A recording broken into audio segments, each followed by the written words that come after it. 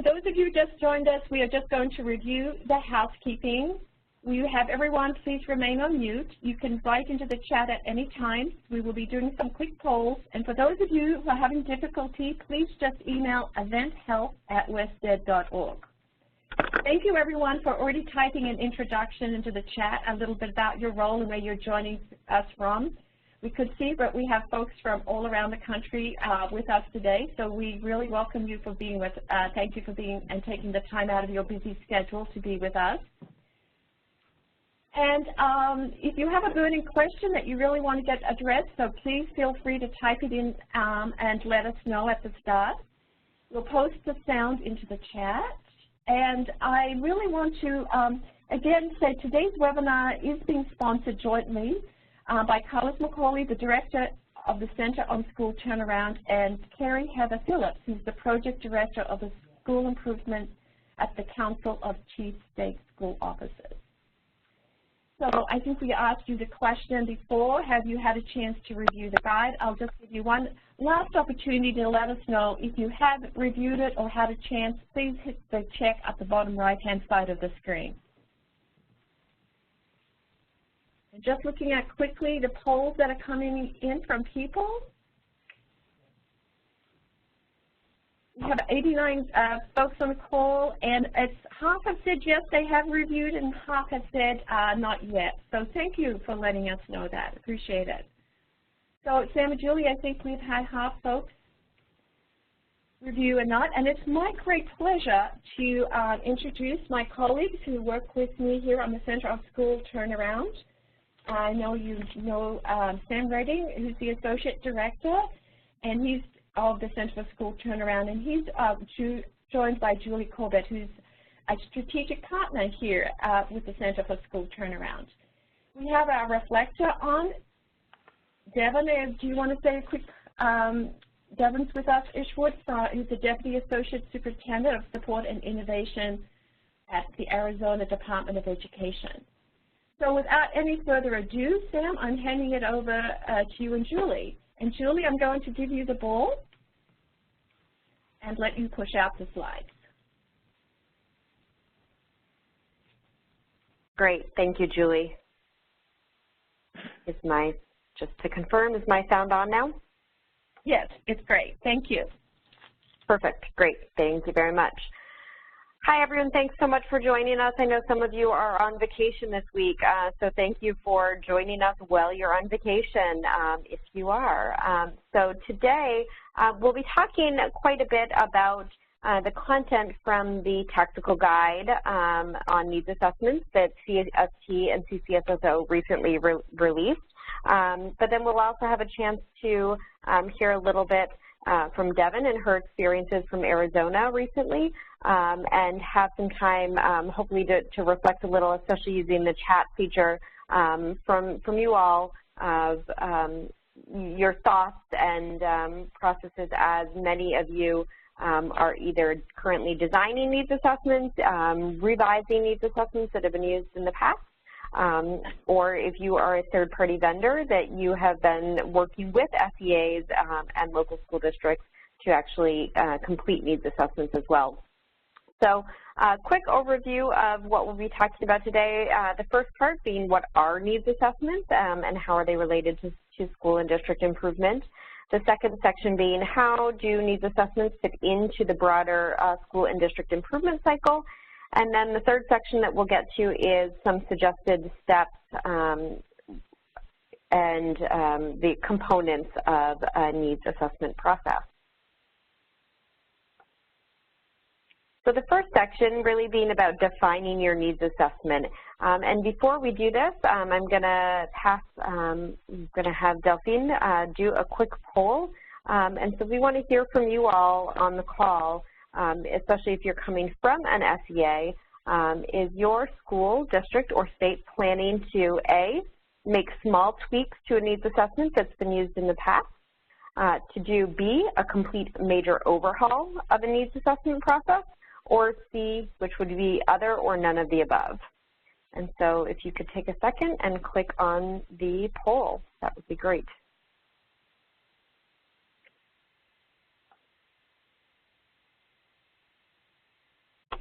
And if you don't see the poll, just type the letter into the chat.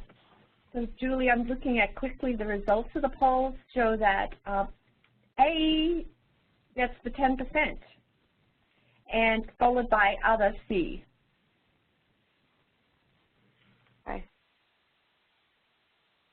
Okay, great. Thank you for that, Julie. This is great. So it's very clear that states across the board are in very different places with needs assessments, and so we'll talk a little bit about no matter what, if you're doing small tweaks or you're doing complete overhauls or some combination of the above. Any of these practices that we're going to talk about today could be utilized to improve any needs assessment that a state is either requiring or encouraging schools and districts to complete. So when we're talking about needs assessments and specifically talking about, and there are a variety of needs assessments that are required from state education agencies of schools and districts. But we're specifically talking about needs assessments and the purpose of this call for improvement, and that's for both school and district improvement planning. So a quick recap of the requirements of ESSA. So with CSI, the plan, the school improvement plan must be based on the school level needs assessment that's completed. For TSI schools, so for targeted schools, it's not required under ESSA, although it's important to note that many schools or many states and districts, LEAs, are actually requiring the schools and districts to complete a needs assessment as well. So it's not required under ESSA, but some states are choosing to do that. In addition, there are a number of other needs assessments that are included in ESSA. And for those, I would encourage you to take a look at a recent publication that CCSSO just put out, I believe 2 weeks ago, or actually it was last week, that includes provisions on the various requirements for all needs assessments that are required under ESSA. And it helps to look at all of the various requirements and then also think about what other state requirements there may be to really have a good idea of the number of needs assessments and the purposes for them that your state's requiring. So we're really talking about the purpose of a needs assessment and what is a needs assessment for improvement.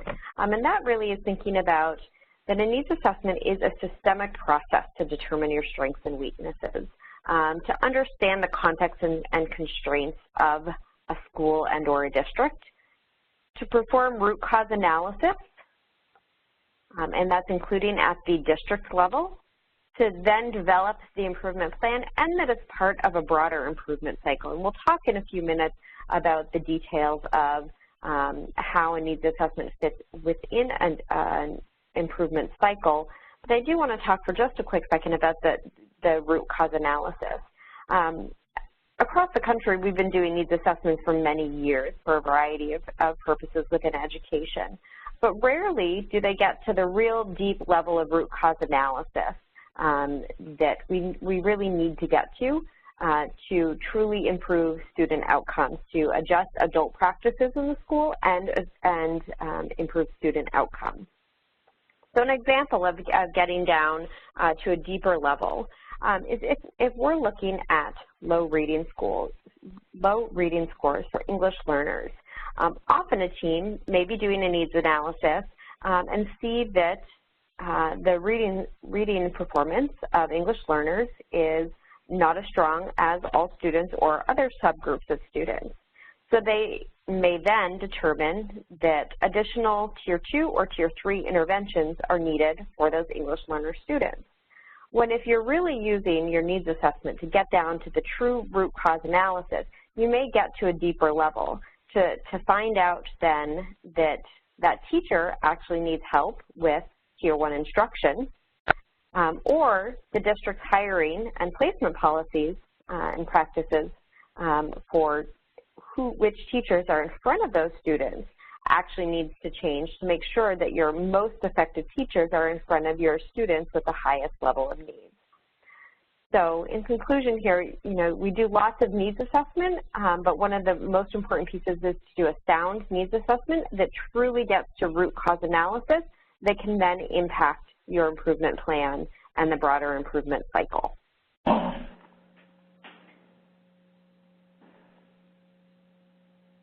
Some of the major initial design decisions, and these are detailed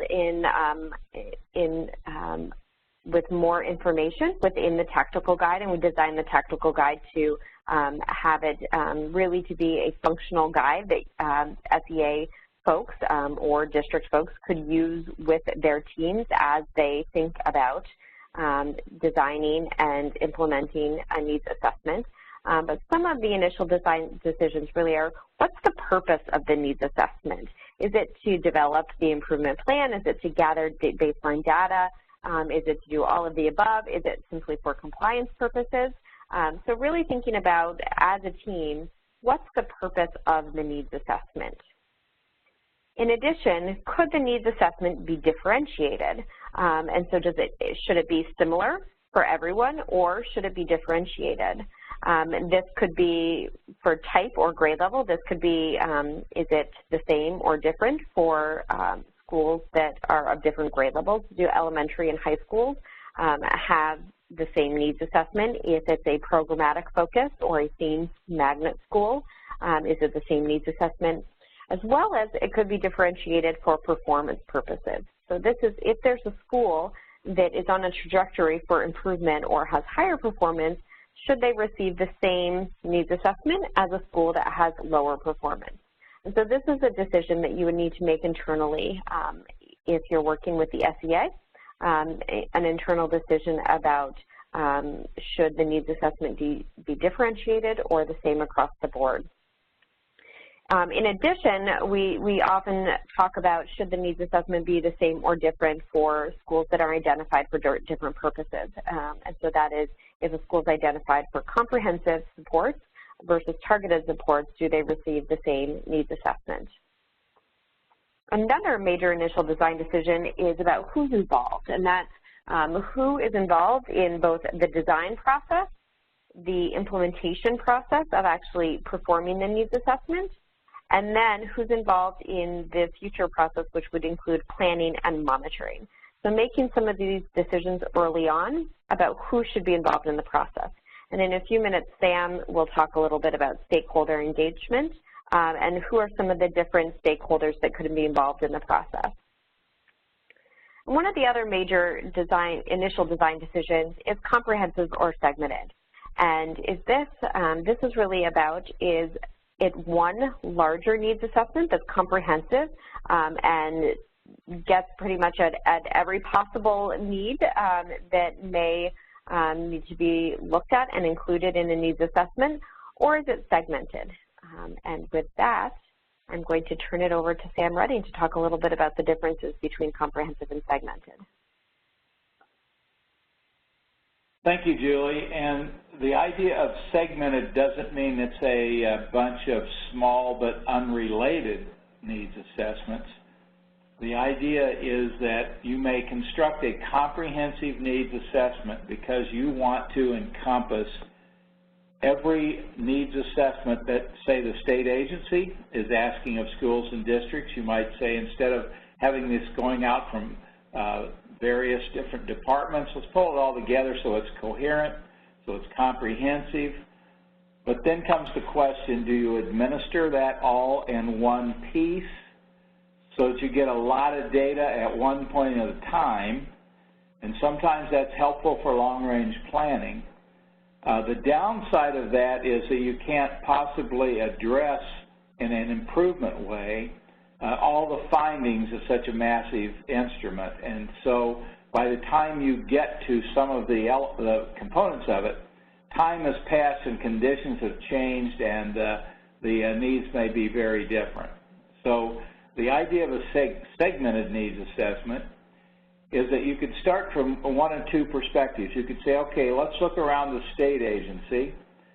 How many different needs assessments are we putting out of here? Let's bring them all together and make them coherent, make them not duplicative, let's make them use some common formats and processes, but we would still, again, you would still end up with a massive document. But then you might say, let's segment it. Let's administer different pieces of it at different points in time or to different people within a district and a school. That way, for those groups that are administering that segment of the comprehensive needs assessment, they are getting data that they can act upon and doesn't become time limited. This approach we're finding more and more useful in improvement processes because it's good for short cycle kinds of plans. So if you're looking, what do we need to do in the next 45, 90 days, 4 months, 6 months to improve, a segmented needs assessment is useful data as opposed to the longer range planning.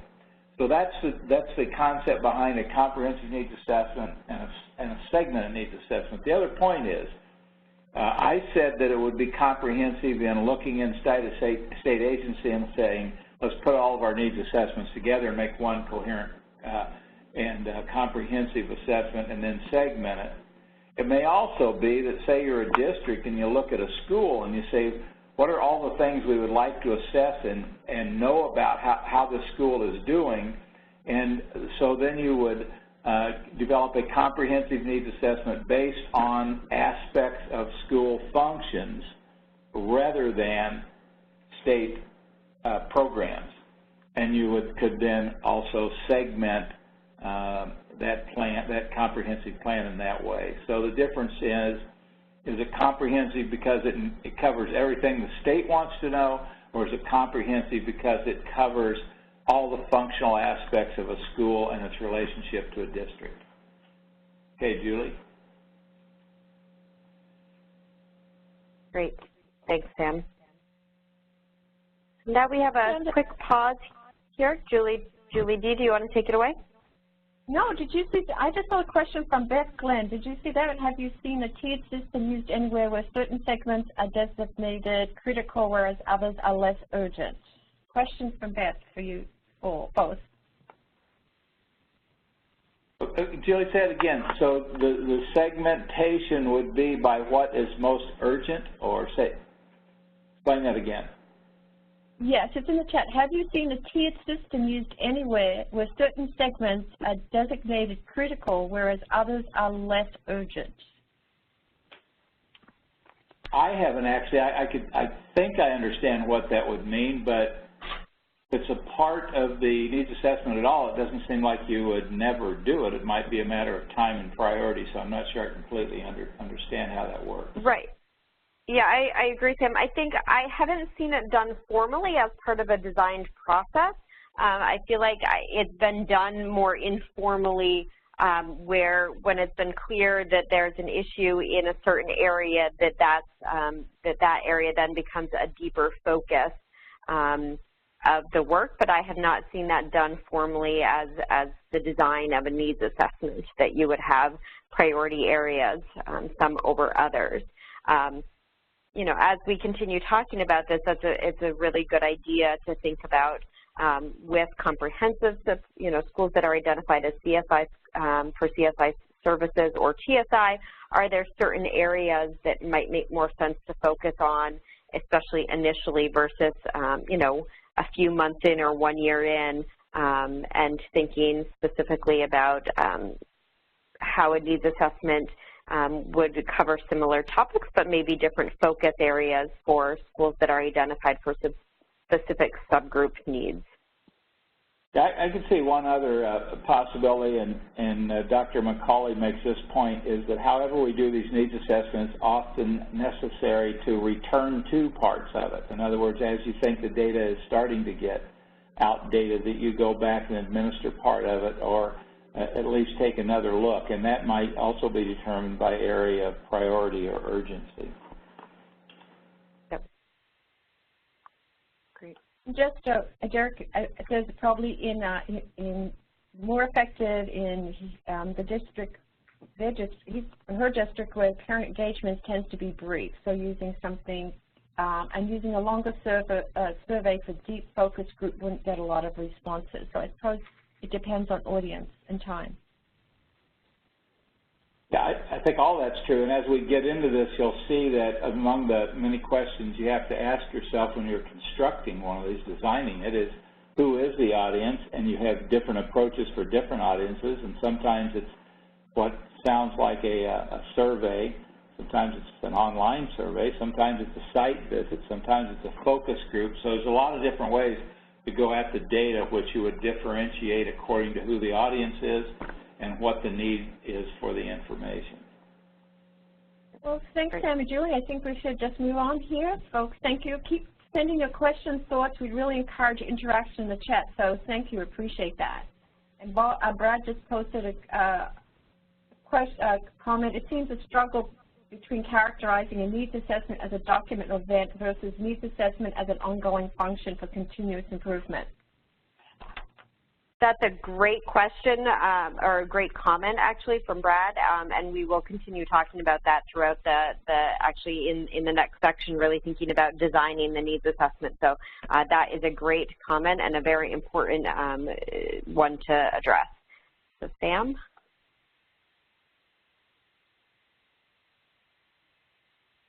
Okay, is it poll time, Julie? Yes, it is. Okay. So does your SEA plan to use the same, fewer, or more needs assessments in the future than in the past school year? I think we're trying to get a sense, is ESSA causing some emotion among states in terms of, you see, it's encouraging you to consolidate and actually do fewer plans? Is it causing you to create new ones? So give us a quick response there over on the right. Same, fewer, more. And some of this information, I hope it's useful to all of you as participants, but it's useful to Julie and me as we kind of position now to say, okay, what kind of help can we be providing, particularly to states, but also in some cases districts. It closed very quickly, but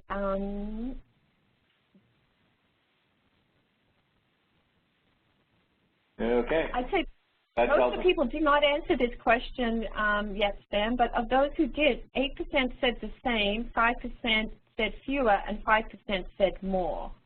Okay. A lot of folks haven't answered that question yet, so I don't know whether you want folks to think about that a little harder or move forward. I think we move forward.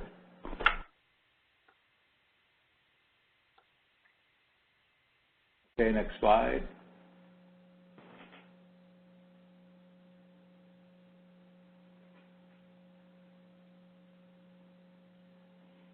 Okay, the next couple screens, and this is, as Julie said, there's a lot more information in the technical guide itself, but this is for you to think about what are the elements of a needs assessment. And so I think the first one, contextual variables, we'll probably always kind of begin there. Let's get a handle for this particular school.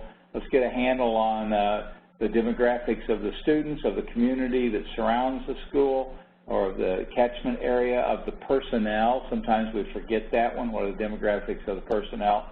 And demographics can cover a lot of bases, from ethnicity to age to years of tenure of teachers and that type of thing. Another contextual variable, and sometimes we forget this one, I think, when we do school needs assessment, is LEA policies and supports. When the Turnaround Center produced the 4 domains for rapid school improvement, also known as the systems framework, which Julie mentioned earlier, we intentionally described the roles of the state, the district, and the school relative to improvement practices. And the policies and supports that a district has available that provide that context for a school are very critical in understanding the school itself and what it's able to do and what it is doing. So those are some variables that we sometimes forget but are important. Student variables, we invariably remember, and we give a lot of attention, I think, to assessments and graduation rates.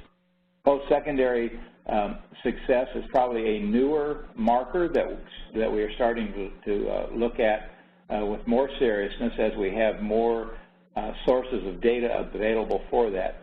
Accountability metrics, if you have certain metrics in your accountability system, and you do as a state, you certainly want to be able to get some kind of a assessment of where the school is in regards to those particular metrics. Student engagement, attendance, behavior, student opportunities, enrollments in various programs, and enrollments in advanced placement courses. So there are different kinds of measures of student opportunities you want to get a sense of. And equity of access to quality instruction, which we've all been working on for the last several years.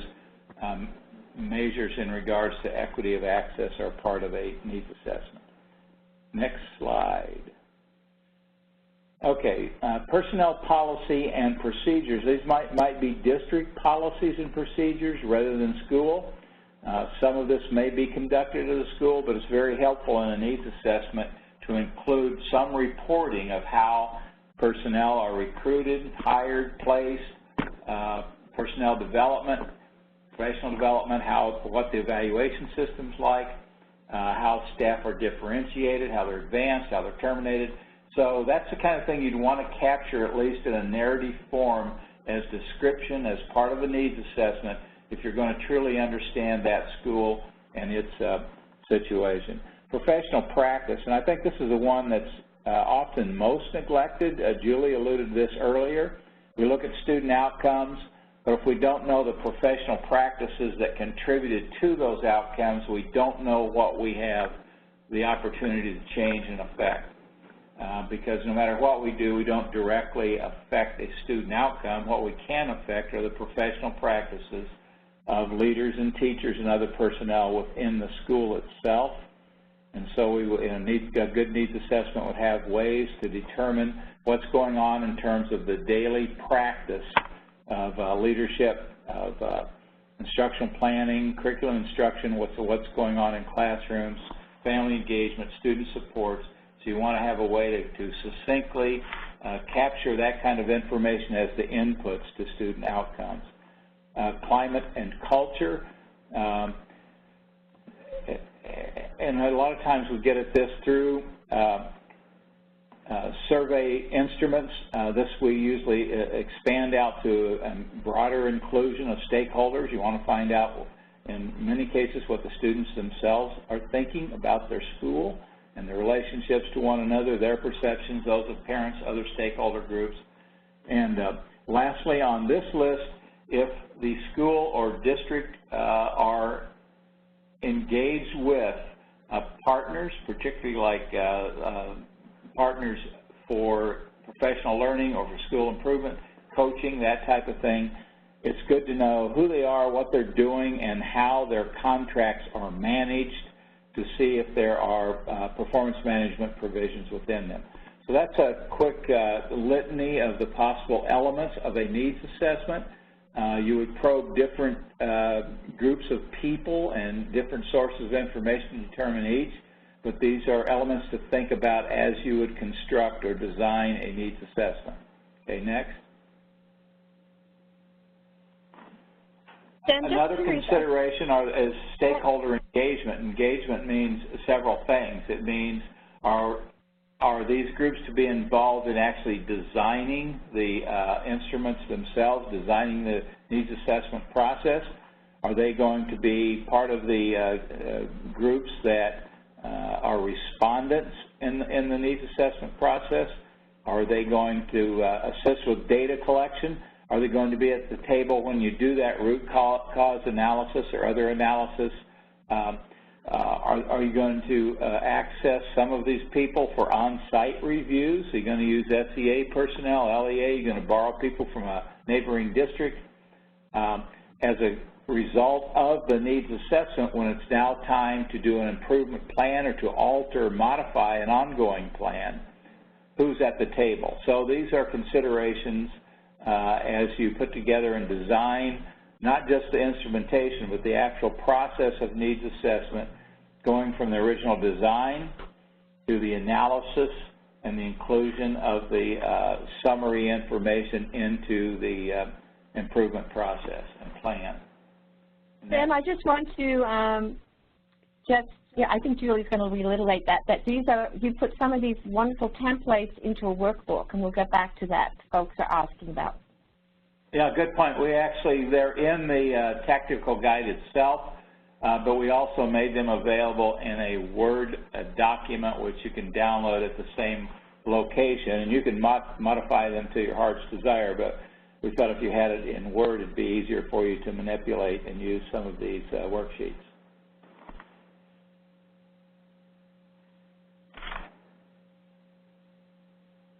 Whoops. Great. Okay, move forward. Great. Thanks, Sam. There you go, Julie.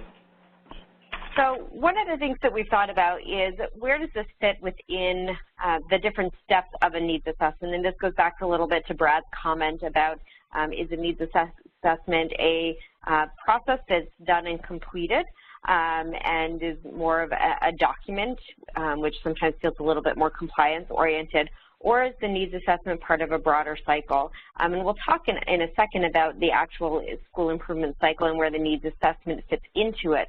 But within that, just looking at the needs assessment itself, there are many steps that should be completed to complete the needs assessment. And so that starts with pre-populating data with whatever is readily available, and that includes demographics data, student outcomes, some of the pieces that Sam just mentioned on one of the previous slides about the various elements. The next step then is gathering survey data, and so this is really where some time needs to, this is a little bit time intensive in this process of actually gathering survey data. One, figuring out who will be surveyed, and then going out and actually gathering that survey data, and that could be done in a variety of ways with online surveys. It could be done in focus groups. It could be pencil and paper.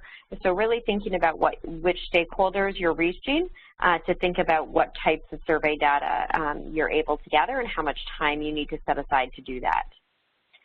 The next step is reviewing the data and compiling it into an easily digestible format. So for this step, we would recommend that you have a few people, either one person or a few people, that are kind of leading the needs assessment process. Take some time to look at all of the pre-populated data as well as the survey data and compile it into an easily digestible format that will be easy for your stakeholders in the next step to review that data. Step number 4 is looking at the on-site review process. And so this is a step that's absolutely crucial in moving forward. This is where your root cause analysis really happens.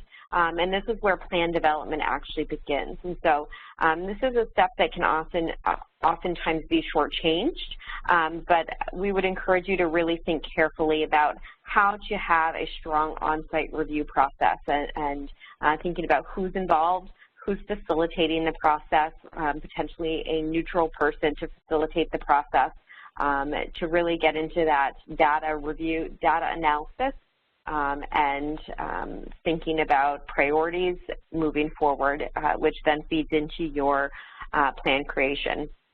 Another note with the on-site review process is to think about it can be expensive, especially if you're paying for travel time to get out to a state. While you may be in a small, state, it may not require a lot of travel time, but in some of your larger geographic states, that this can take up quite a bit of travel time and travel costs.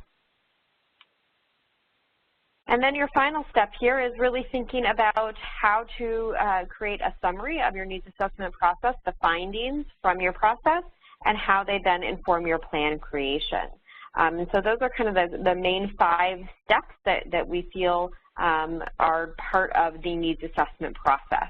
And so a strong needs assessment should take a decent amount of time to actually move through these 5 steps to go from beginning with nothing to having a summary of your findings which inform your plan creation.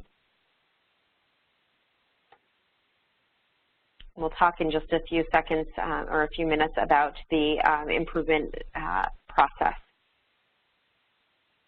One of the other pieces here to think about in an initial design decision is who is actually doing the needs assessment process. And so Tactical Guide dives into these 4 options in a little bit more detail. But we do have the differences between the SEA-led, so the state-led, district-led, hybrid of state and LEA-led, and then also external partner. And so there are pros and cons to doing all of these levels. It really is going to depend on the capacity of your SEA, how many staff you have within your SEA who can support this effort. If you have strong external vendors that are ready and able to do this work, if you have including regional offices of education. So really thinking about what capacity is, as well as what's the best way to actually move this forward.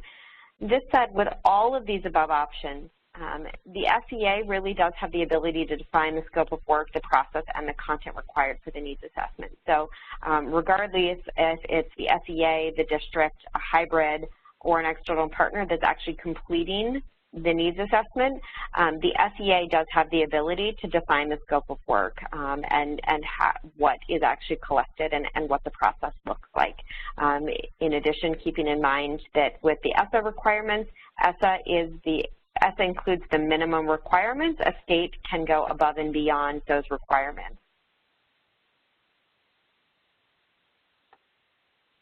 Julie, before we move to the next section, we have one question here from Meg. Is there a place within the NA process that bridges state level with district plan creation to ensure alignment? Sure, that's a great question. And a quick response to that is that within your initial data collection, within your survey data, any topic, any content area that you're looking at, and Sam will get into some suggested content areas in just a few minutes, that there should be some questions about LEA level policies, practices, and the context. So with any content question that you're asking for the school level, there should also likely be something related back to the district or LEA level to make sure that those pieces are aligned. If we're talking about plan creation, that's the next step. Once your needs assessment is complete, then you're creating the plan. And so in that case, we would encourage that any plan, even if it's a school level plan, is then connected back to the district steps and supports as well. And if we have time at the end, we can talk a little bit more about the connections between school and district level plans. But it is important to really think about within the needs assessment process that root cause is getting at district level decisions. Julie, I see that Allison Leyland is on the webinar, and Allison was lead author on a report that the Turnaround Center has posted, and also the Building State Capacity and Productivity Center, and if you can't find it, let one of us know. And it's called Casting a Statewide Strategic Performance Net, and it's really all about what it calls interlaced data and responsive supports, and it's a very practical answer to the question that you've just asked. Great. So a quick question here for you all. If you have looked at the tactical guide so far, one question that you can answer in the poll is, quick right, is, are the worksheets from the tactical guide helpful for you as you design your either updated or brand new or refine your needs assessment process? If you could quick write in the chat function yes or no, that would be helpful. Or if you don't know yet, just said not yet. Thank you.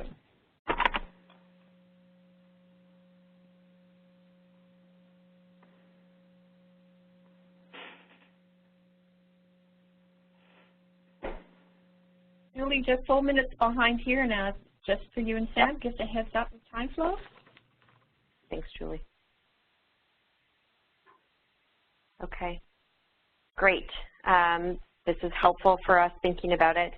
For those of you who still need the links to them, I believe we've posted them in the chat once before, but we can post that link again so that you can actually go in and look at the worksheets.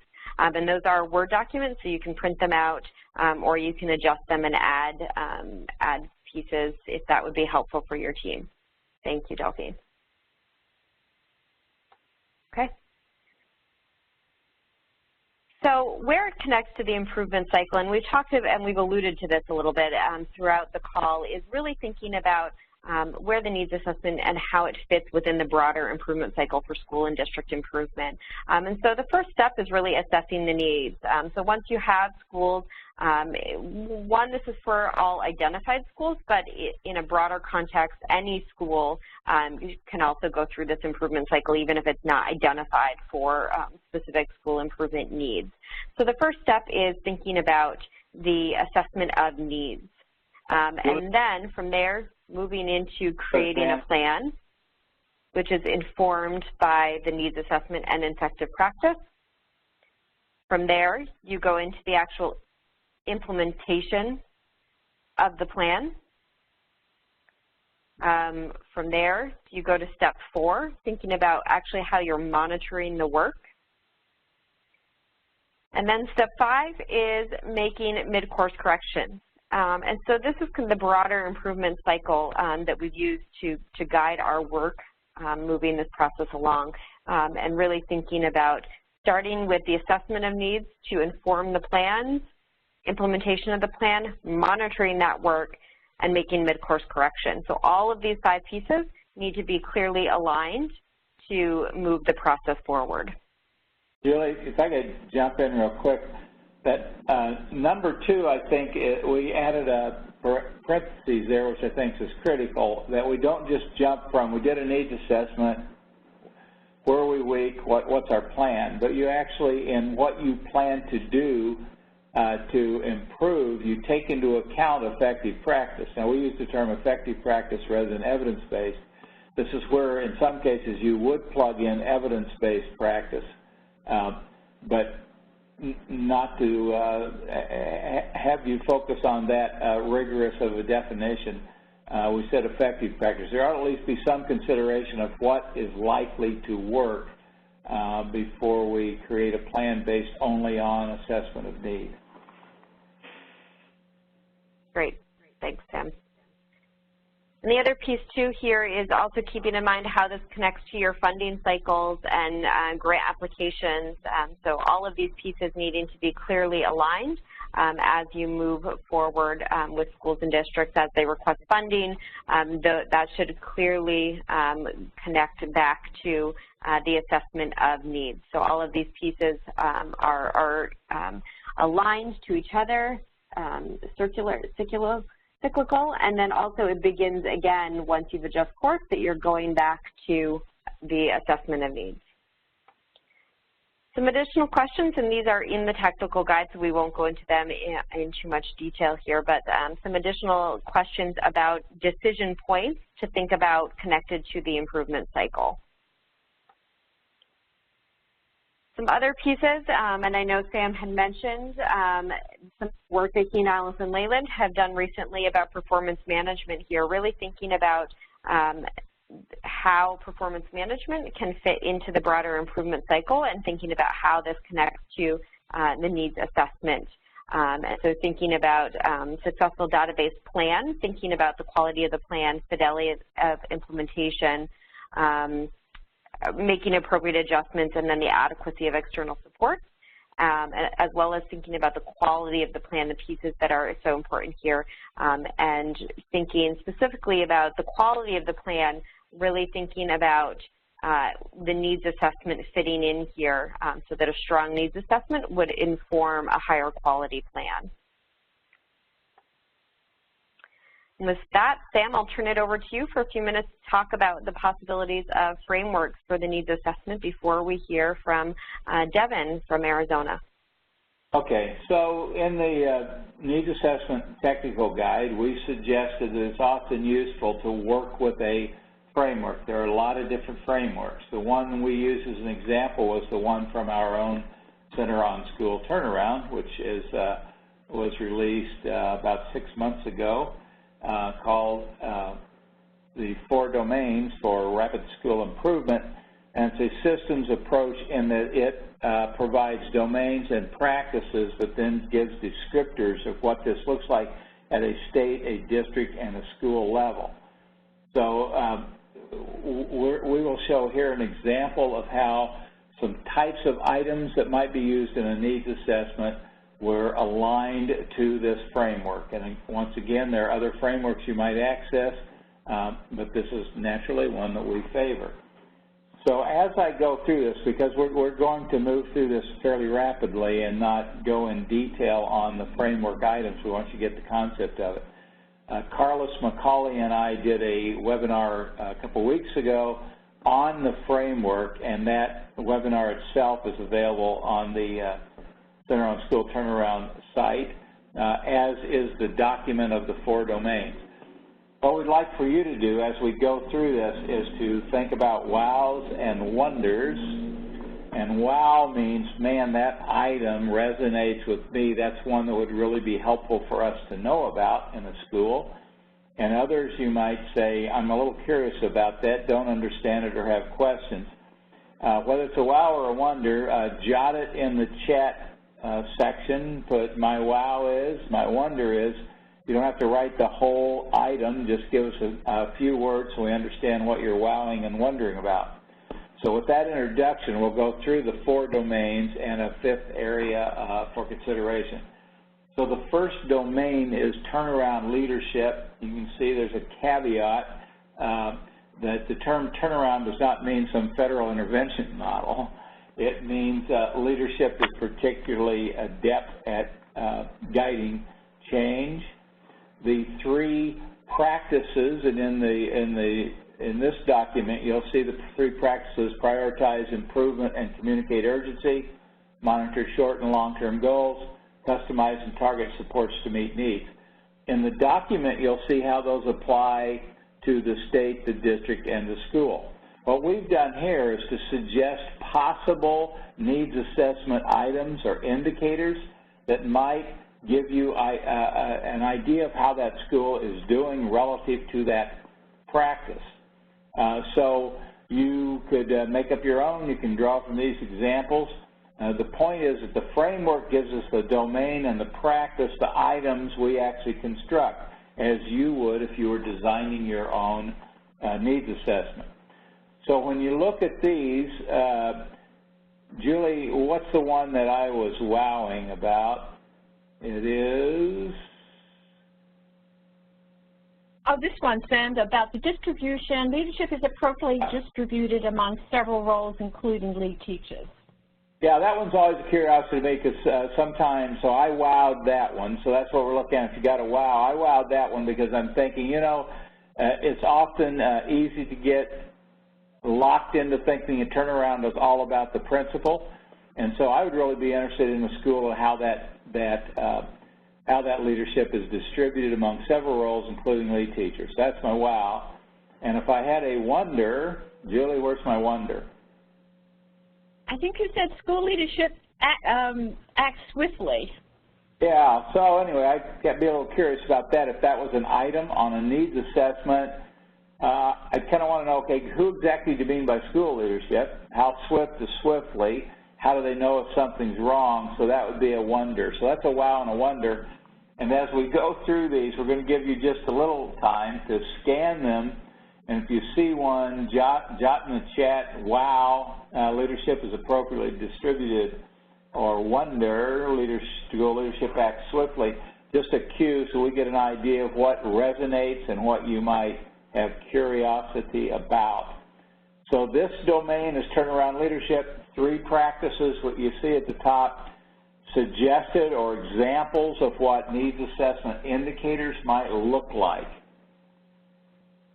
So Julie, let's go to the next one.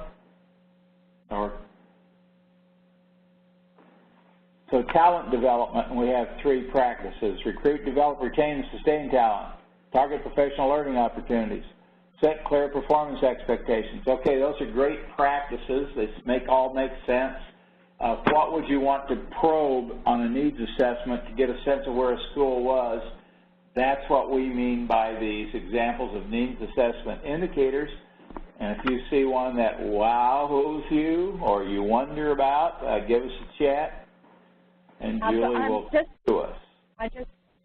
I know we're running out of time, Sam, but Beth said her wow was the previous one around leadership with schools and lead teachers high expectations for themselves, lead by example, and Bob's wonder was where is the role of student leadership?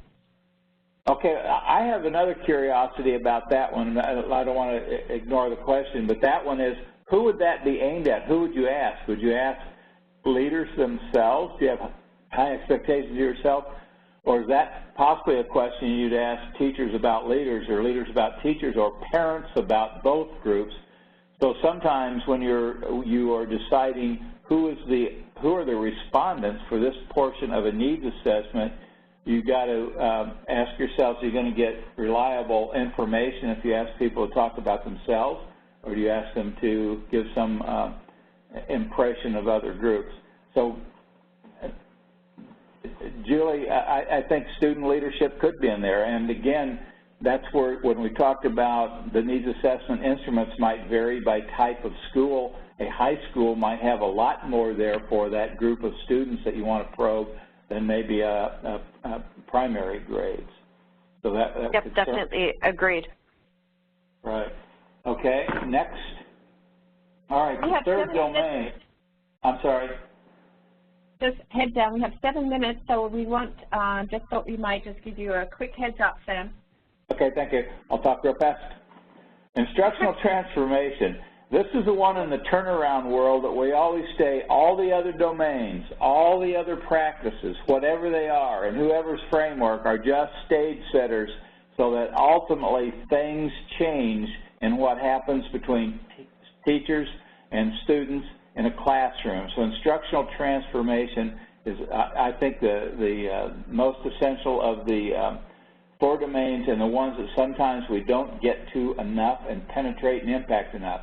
So diagnose and respond to student needs in an instructional way, provide rigorous evidence-based instruction, remove barriers and provide opportunities. Those are the practices. You can see our examples for needs assessment items. If any of those strike you of interest, give us a chat, and we will move to the next one. The 4th domain, culture shift, and the important thing here is the word shift, because we always think it has something to do with culture.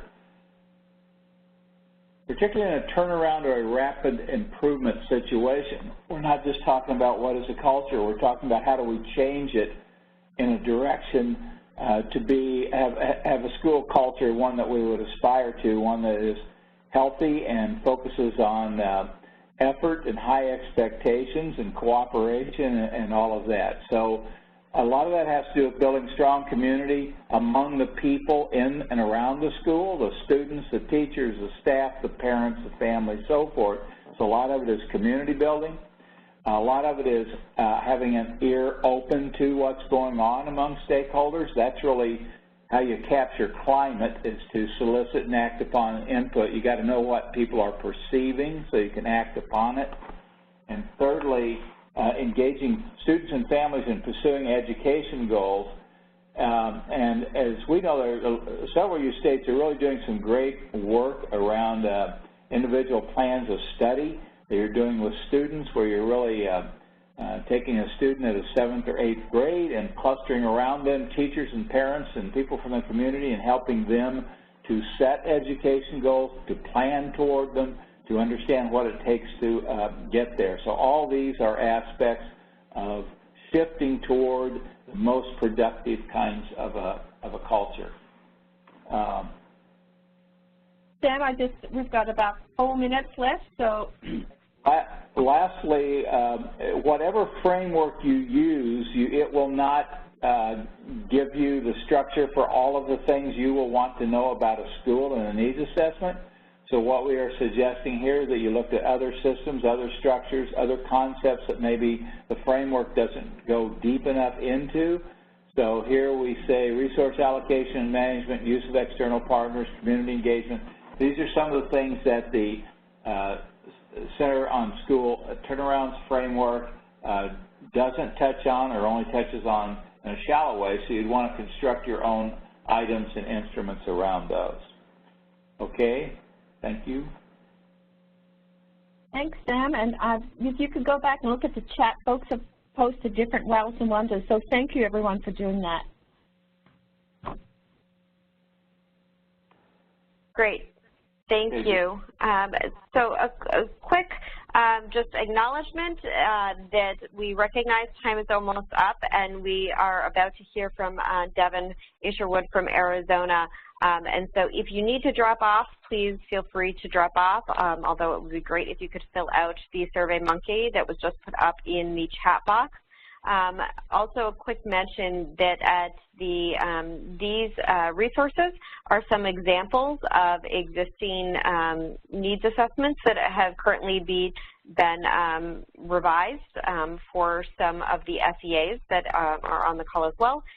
In addition, we have a second page of resources that may be useful for you to look at as you're thinking about how to redesign or update your existing or new needs assessments. So with that, we want to turn this over to Devin for a few minutes to really think about everything that we've talked about for the last hour in your experiences recently with Arizona has completely redesigned their entire comprehensive needs assessment to break down silos. And so what's resonating for you and some lessons learned from your work. Hi, everyone. Can you hear me? Am I on? Yes, you are. Great. Yes, okay, great.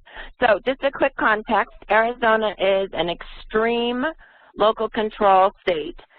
So we specifically define the scope of the comprehensive needs assessment and have a strongly recommended process that some LEAs are following and some are not. In Arizona, we were already working on breaking down silos and looking at the number of needs assessments that we were asking LEAs and schools to complete. So in the video conference, are there people going to be on the phone? Let me see. I will. Someone's talking and they don't know. Keep going, Devin. It'll be okay. So so we were already in process of looking at our needs assessment before ESSA was passed. So we took advantage of ESSA to accelerate that work. We did choose the comprehensive needs assessment. Our process was that we had all program areas as well as practitioners from the field join us to determine the principles. We have 6, the ones that mirror the 4 domains as well as effective use of time and family and community engagement. So our lessons learned really were about sharing all along internally as well as externally. So we started in August, well, really June of last year with this process, and starting in November, we shared it wherever we went with whatever group of practitioners we were engaged in discussions with, and took their feedback and could visibly show them we're listening, and I think that went a long way. One of the things that we changed was we had a 7th domain of use of data, and the strong voice from the field was we want that infused. So we infused that into each indicator, as well as kept it separate in an appendice. So if someone wanted to look at it in isolation, they could. We thought we were sharing it internally. And this has been the big aha. We didn't go deep enough, often enough. So when it was time to roll out and to have our internal people, quote unquote, experts in this instrument, that wasn't accurate. It just wasn't happening. So we've had to backtrack and use the people that were on the committee to do the initial in-services in the field. So that would be one thing that I would really highly recommend you take a very strong look at from the very beginning of a new conference and rolling it out. The other roadblock that we hit was with our IT department. We were assured that we could have pre-populated data and the things that Julie talked about earlier. That did not occur. Our tool right now is simply an Excel tool that adds and subtracts and indicates the average score for each principal and each indicator and each element. And it's valuable and it's usable, but it's not as user-friendly as it will be in a year or so. We also, in addition to the tool, have a full rubric that describes the variation from optimal to not happening for each element, and that's what we're recommending that they use in the field to just have the discussion. Both Julie and Sam mentioned the process, and for this to be as valuable as can be, that process has to include all stakeholders and lots of discussion and looking at lots of data and lots of evidence. We didn't roll this out till the middle of April, so for some LEAs, they're doing it more compliance this year, and with the plan of starting in February or March next year to do it as a real document. The people that are doing it, quote unquote, correctly and spending the time, the feedback has been tremendously positive. They've indicated that the root cause analysis, like Julie spoke about, they've never really done that to the depth that this tool allows them to do. And they're looking at things that they've never looked at before that they really believe will make significant changes. I'm talking fast. One of the things that that we will be working on is making sure that the smaller LEAs and with less capacity can do that root cause analysis in a very deep way. So for the schools that will be identified in comprehensive support and improvement, my unit will be out. They will be doing the site visits and going over the CNA with them and how it leads right into the plan. So our work group was for the CNA and for the plan. So the bridge between the two is that root cause analysis and identification of the primary needs and into the desired outcomes that goes into the plan. So it's hopefully one fluid movement like both Julie and Sam spoke about. I'm just looking at my notes. So again, with the principles and the indicators and the elements that we designed, all program areas were involved, so that this year, right now, as we speak, over 1,800 schools have completed or are completing the comprehensive needs assessment. That's all of our Title I schools. The program areas that are required in the plan are Title I, Title II, Title III, Title IV, school improvement, and then our state reading mandate.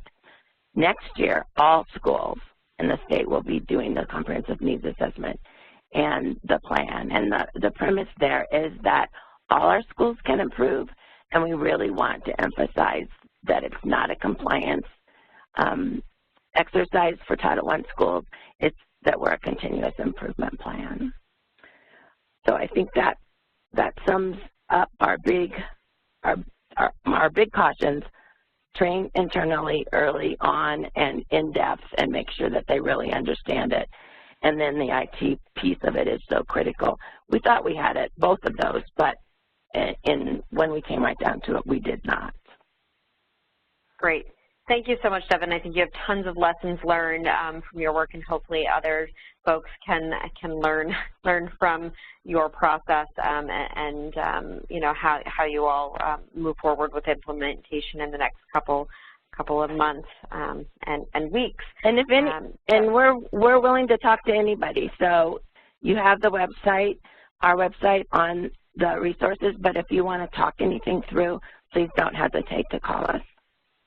Great. Thank you so much, Devin.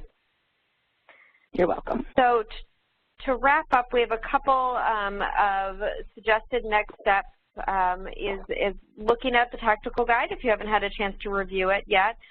In addition, it may be useful to look at that other guide that CCSSO put out about looking at all needs assessments that are required under ESSA. Really discussing those major decision points and using the worksheets either just as discussion starter points or actually completing the worksheets. That's both within your own SEA division as well as across divisions within the SEA to really think about how you can streamline needs assessment processes that are required from the SEA down to the school and district level. This really is an opportunity to streamline those processes. Review some examples from other states or organizations, and once again, that goes back to the two previous slides that we looked at that include references to both Arizona and Georgia that have recently redone their needs assessment process, as well as some other organizations that have some examples that would be useful to look at. Actually start developing the needs assessment and likely doing that with a cross-divisional team, since so often school and district improvement is more than just one division within your organization. Aligning your needs assessment to the entire improvement cycle, and so this is really key in looking at whatever plan is required. If the SEA requires schools and districts to complete a specific plan template that's submitted to either the district and or the SEA, as well as looking at funding applications, and then most importantly also they're all important, but also connecting this to the monitoring process. So if the SEA is doing monitoring visits, how does the needs assessment connect to those monitoring visits as well? And then kind of a last word of wisdom on this is really go slow to go fast. This is a huge undertaking to do and do it well, and so that we really recommend you take the time to really think through this, take the opportunity to plan, to move forward, and to do it right the first time, so that this really shifts how we support schools and districts moving forward in their improvement process. That the needs assessment is kind of the first step in the process, and so how can it be done right to move along in the process. So with that, we are out of time, and the Survey Monkey link has been posted a couple times in the chat. We want to once again thank Devin for joining us, especially since she is on her vacation this week. And please let us know if there are other questions or references that would be helpful, and we can try to connect any of you to other resources that are out there, including some communities practice around needs assessments that are also in the process of being created right now. So thank you, Julie, and thank you, Sam. Thank you for all our participants. And Devin, thank you for taking time out of your vacation and sharing all your good work in Arizona. Julie, we posted in the link to the survey. We value people's feedback. We've posted in where the archive will be posted. We'll send it out to you all, and as well as links to the documents. Thank you so much for being engaged in the chat and sharing your wows and wonders and your feedback. And we wish you well. And Julie, Sam, any last words as we finish off today? No, thank you, everybody. Hope it was helpful. Thank you, and thank you, Julie and all, and thank you for sharing your feedback. Take care, everyone. And if you have any last-minute questions, Julie and Sam, do you want to stay around the line or in the chat if folks have any burning questions? Sure, that's fine. Great. We'll officially end the webinar, and if you have any burning questions, feel free to type them in as we officially end today's webinar. Thank you, everyone.